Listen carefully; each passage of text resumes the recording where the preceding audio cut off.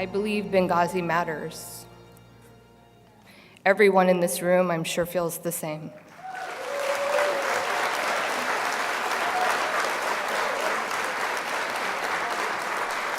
I believe that the truth matters. And as Mr. Woods rightfully stated, we still don't know the truth about what happened, but I hope to shed a little light on that, and I know that Mr. Ship to follow will do as well. You see, Ambassador Chris Stevens was a friend of mine who I had worked with for years, and I was with him in Tripoli, July 2012, just 2 months before his murder in Benghazi. And for me, Libya is deeply personal, and the things that I speak to you about are not based upon things I've read, but rather experienced, truths that I know. And what I want to talk to you about today is a very important topic, and it's on PSD 11.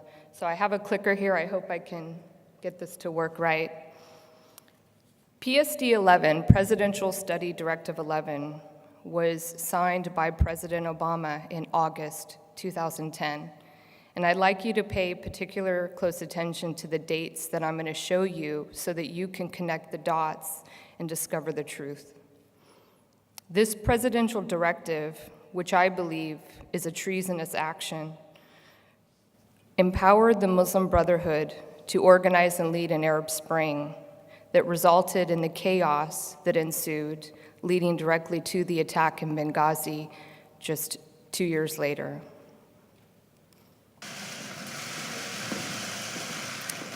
Good afternoon, everybody.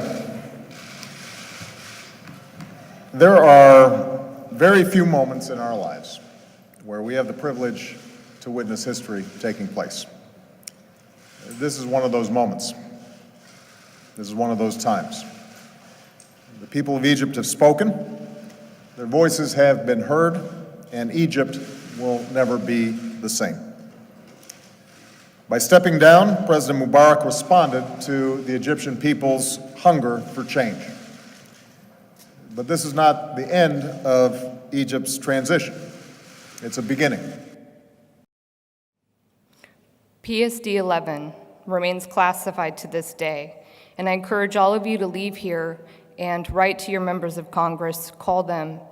It must be declassified. President Trump needs to declassify this document.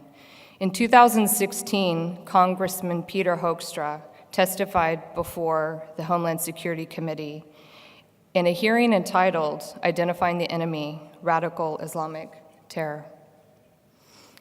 The words that you see there are not my words. These are his words from the testimony before Congress. For the first time since its founding in 1928, the Muslim Brotherhood ran a major country in the Middle East, and Obama and Clinton were willing accomplices. As I stated, in August 2010, Obama signed PSD 11, which gave a government-wide reassessment of prospects for political reform in the Middle East and the Muslim Brotherhood's role in that process. Under PSD 11, Obama and Hillary pivoted from the historical U.S. strategy of maintaining order and stability in the Middle East and instead turned to a strategy emphasizing regime change regardless of the impacts on stability. U.S. officials did not concern themselves with questions over whether new power structures would become allies or foes. They disregarded intelligence warnings. They undermined a longtime ally, President Mubarak, and they had planned to do that 6 months before Obama gave that public address. This was not some conflagration of individuals in the Middle East seeking freedom, but rather organized for destruction. Here's a timeline. I call this a timeline of terror. This was initiated by the Obama administration. Here we have in 2010, Obama signs the directive. In January, the Muslim Brotherhood leads the revolution, the so-called Arab Spring in Egypt. February, Obama gives the speech you just saw. A little bit after that, about a week later, Muslim Brotherhood starts the revolution in Libya. And events unfold from there, leading directly to the attack in Benghazi. I'll give you a moment just to look at those dates and just allow that to digest in your consciousness. And as we all know, coming out of the House Select Committee's investigation on Benghazi, that not one individual in the Libyan government, in the Muslim Brotherhood-controlled government of Benghazi, came to rescue the Americans that night. And most shamefully, our nation did not come to rescue them that night, but rather a group called the Libyan Military Intelligence Group that was deposed in the revolution a year prior. They were Gaddafi loyalists, retired generals in hiding. They came out of hiding to go and lead the convoy to rescue the Americans that night and to bring our fallen heroes home. What I'm going to show you now, some of you may find disturbing, but I think it's powerful. This is a video sent to me by friends I have in Egypt who work in intelligence, and they're close to President al-Sisi of Egypt, who many of you may know, later deposed Mohammed Morsi and the Muslim Brotherhood government of Egypt, and rightfully Morsi sits in prison to this day in Egypt. What this video shows, and it's going to loop so you can hear them speaking the words. Now they're speaking in Arabic in a Libyan dialect, so it may sound confusing, but just listen and let it loop, and you'll hear the word Morsi. And what it shows is that the fighters who came that night, this is video of the fighting that night, said to the other fighters, terrorists present, don't shoot them, they were sent by Dr. Morsi.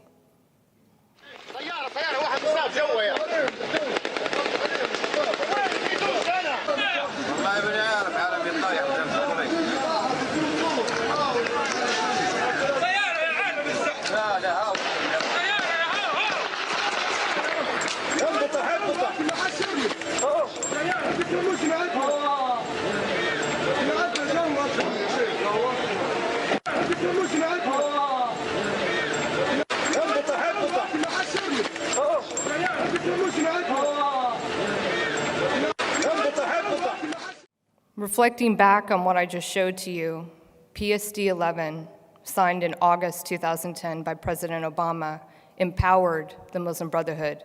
Dr. Morsi was the head of the Egyptian Muslim Brotherhood who became president. He campaigned on a promise to release the blind sheikh.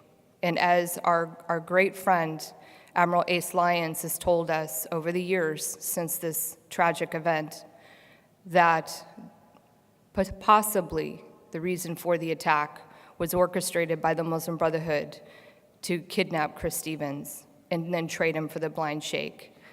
And I really wonder and hope maybe the truth will come out one day, whether or not individuals in our own government knew that that's what they intended to do, and that's why they did not order a rescue operation.